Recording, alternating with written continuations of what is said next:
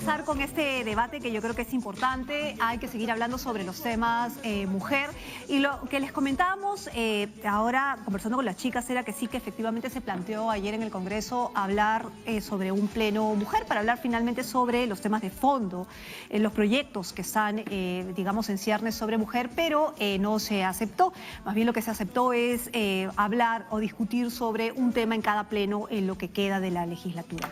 Esto, ¿qué implica? ¿Qué mensaje es? ¿Realmente hay una voluntad por hablar sobre los temas de fondo de la mujer? Bueno, de eso y otros temas más vamos a conversar con nuestras invitadas que son de lujo hoy día para hablar sobre este tema, que son Elizabeth Sea, abogada y docente de la Universidad San Martín, y Jenny Dador, abogada experta en género y derechos humanos y asesora de impares.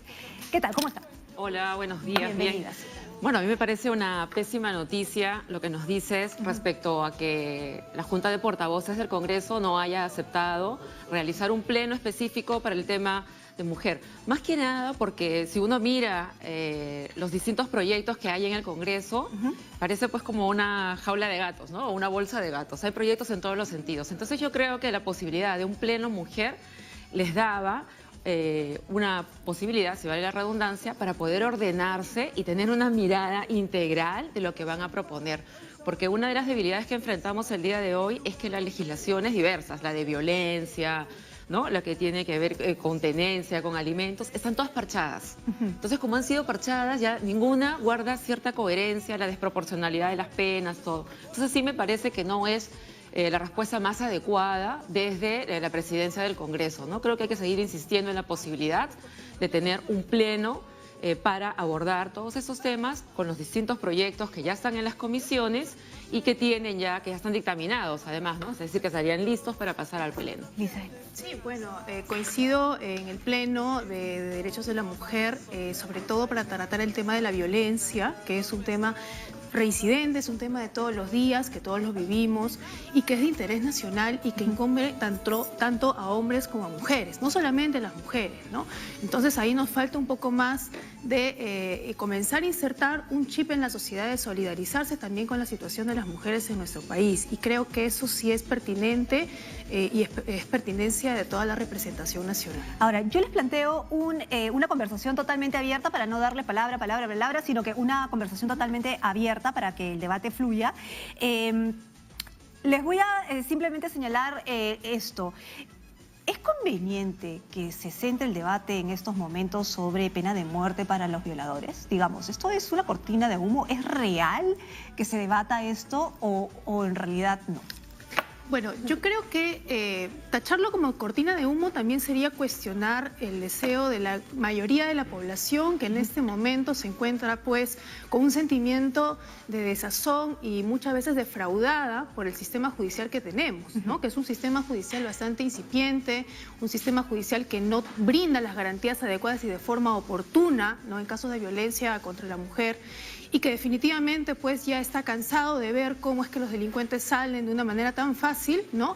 Y la víctima siempre es la que va a cargar con toda la culpa y va a cargar también con las consecuencias del delito.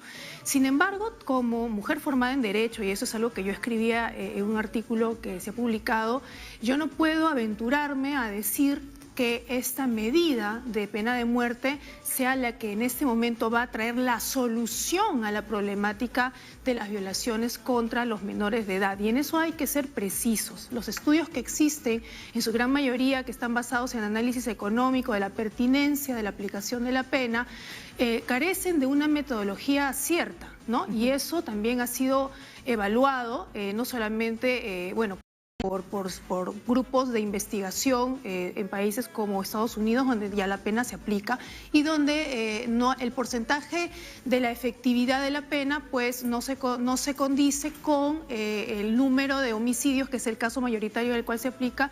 Estos no han disminuido, ¿no? Entonces, yo siempre opino que aquí debe de haber un estudio en base a la realidad peruana, no en base a realidades extranjeras. ¿Cómo vamos en el Perú en el tema de la aplicación de sanciones? ¿Cómo es que estamos nosotros tratando el tema de la rehabilitación y la resocialización, que eso también es importante?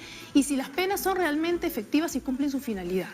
Claro, con todo lo que plantea Elizabeth, efectivamente, o sea, pensar en la pena de muerte sin considerar todas estas cosas o elementos que ella ha mencionado y que están alrededor. En realidad yo no sé si, bueno, nombrarlo cortina de humo, ¿no? Pero es como, o sea, tirar algo que cae de arriba y que además sí puede ser de un oportunismo político, porque es innegable que conecta con unos sentimientos y emociones bastante mayoritarios en la sociedad peruana, pero más primarios, ¿no? Okay. Que suele ser nuestras primeras reacciones cuando te ocurre algo, ¿no? Cuando te ocurre algo, cuando enfrentas un incidente, desde un robo, un atropello, ¿no? O sea, querer la respuesta inmediata hacia el otro. Pero estamos en una sociedad democrática que hemos construido y hemos entregado parte del uso de la fuerza y del control de ese poder a este orden que es el Estado, porque si no nos mataríamos entre todas. Y es sano el debate, todos, ¿no? El debate creo que Entonces, es sano de estos temas tan importantes. Claro, y lo otro es que más allá de las penas en sí, ojalá que las pocas penas que tenemos y como están establecidas, si funcionaran, sería maravilloso. Uno de nuestros dramas es el tema de la impunidad. Entonces yo, por ejemplo, es una suerte que esta, entre comillas, que esta joven, el día del censo, que fue violada, pues hemos visto al sistema responder, ¿no? Violada, violador detenido, pasó acá, listo, o sea, operó. Claro, pero eso fue ocurre mediático. porque además fue flagrancia, ¿no? Ajá. Y fue mediático. Eso ocurre en un caso, pero la gran mayoría de casos todos sabemos que hay una tremenda impunidad. Y más aún, como lo demostró sí este caso, cuando se trata de mujeres mayores de 18 años, ¿no? Porque de alguna manera se inserta ya la duda sobre que esta mujer de 18 algo pudo estar haciendo para provocar esa reacción en el violador. Entonces, Ahora, digamos que la pena de muerte no sería parte de digamos, una respuesta seria simplemente tomándola porque se hizo en tal o cual país. ahora, se ¿no? tendría que cambiar la Constitución, se tendrían que cambiar algunas leyes. Además, se tiene que cambiar la Constitución, denunciar el Tratado de San José. Renunciar a la jurisdicción de la Corte Interamericana. Sería un proceso larguísimo. Demasiado largo. Tendríamos que renunciar a la jurisdicción de la Corte y la Corte hasta el día de hoy puede haber servido para muchos casos de distinta índole, pero en el caso de las mujeres nos ha servido cuando no hemos conseguido justicia dentro de nuestro país, lo hemos conseguido en la Comisión y en la Corte Interamericana. Ok, bueno, eso nos lleva a otro tema y creo que este sí ya es totalmente, digamos, controversial, ¿no es cierto? Y es que esto nos lleva a que cuando hay violaciones, por ejemplo, y las mujeres salen embarazadas, muchas de ellas deciden o quieren decidir de alguna manera el abortar, ¿no? Terminar con el embarazo. Y aquí ya empiezan los problemas, porque en nuestro país obviamente no es legal abortar y si bien solamente... No, es legal el aborto en casos de daño en la salud. Exacto. O peligro en la vida. A eso es lo que quiero llegar, ¿no es cierto? Pero todavía no hay un especial, digamos... una causal específica. Una causal específica, ¿no es cierto? Entonces, a eso quiero llegar. ¿Cuáles son las implicancias de salud? ¿Cuándo es realmente un aborto terapéutico? ¿Qué es lo legal en nuestro país? ¿Qué no es lo legal en nuestro país? ¿Y en qué medida una mujer en nuestro país puede decidir finalmente? A ver, mira, en términos del tratamiento en general del aborto, en la legislación peruana tenemos una forma de legislar que es el sistema regla-excepción, si tú quieres. Por regla general, el aborto está penalizado. Por excepciones o por causales o lo que se llama determinadas circunstancias, está permitido. En el caso peruano, solo tenemos la causal que antes se llamaba terapéutica y el día de hoy se llama causal salud, que está permitida desde el año 1924, ¿no? Y que permite a las mujeres decidir sobre ese embarazo o esa gestación cuando se encuentran en una situación de que la continuidad del embarazo puede significar un peligro grave y permanente para su salud o un peligro de muerte, ¿no es cierto?, para su salud también. Y eso que estaba en el Código Penal está regulado en una resolución ministerial, que es una guía que rige los establecimientos de salud sobre cómo se implementa, ¿no?, que es la guía 486 del año 2014, y esa guía establece cuáles son las situaciones en las cuales se aplicaría. Entonces tienes 10 situaciones nombradas o entidades, si tú quieres, o patologías, si tú quieres, nombradas, y luego tienes una 11ª que constituiría lo que en el derecho conocemos como una cláusula abierta, donde te dice cualquier otra circunstancia de las que no están nombradas allí, pero que podrían significar un riesgo de salud para la mujer o de muerte. Que esa es... Eso es lo que está permitido en el país. Pero que ese es lo complicado, digamos, y ahí es donde empezamos con el debate porque está finalmente abierta, ¿no es cierto? Es abierta, claro, es abierta y nosotros hemos conocido de algunos casos de mujeres violadas y en situación de daño y afectación de su salud han hecho uso de la causal salud, ¿no? En ese inciso 11, en la maternidad del hijo. Pero generalmente, a nivel legal, digamos, las mujeres pueden utilizar esa causal, pueden utilizar ese argumento legal precisamente para que sea legal. Como bien dice, aquí la causal que se permite por el Código Penal es cuando está en riesgo la vida de la madre, ¿no? Entonces, para eso va a haber una junta médica, inclusive también, que tiene que informar sobre el estado de salud de la gestante, ¿no? Pero acá estamos hablando de despenalizar el aborto en casos de violación. Ya no solamente en este caso, sino en cualquier otro caso en que una mujer o una menor de edad resulte violada y resulte embarazada a consecuencia de ese delito execrable, ¿no? Sin embargo, yo aquí tengo una posición que es la de definitivamente no estar a favor del aborto. ¿Por qué? Porque muchas veces se dice que aquel que está a favor de la vida y que está en contra del aborto es una persona machista, es una persona que de repente tiene un apego religioso, pero yo, formada en Derecho, tal cual también Jenny, tengo una posición respecto a la vida como derecho, ¿no? Un derecho fundamental que es inherente a la persona y que es la base, al igual que la dignidad humana, para permitir la efectividad de otros derechos, ¿no? Sí. Solamente para aclarar, estamos hablando de aborto por violación, ¿no? Exacto. Solo para aclarar. Sí, ya. Claro, pero el aborto terapéutico que ya existe también está a favor de la vida y es una de las posibilidades que se permiten, porque ningún derecho es absoluto, incluido la vida. Por eso hay un aborto que permite una excepción a ese derecho. Completamente de acuerdo. Y las excepciones se pueden abrir. Y aquí estamos hablando del peligro de la vida de la madre.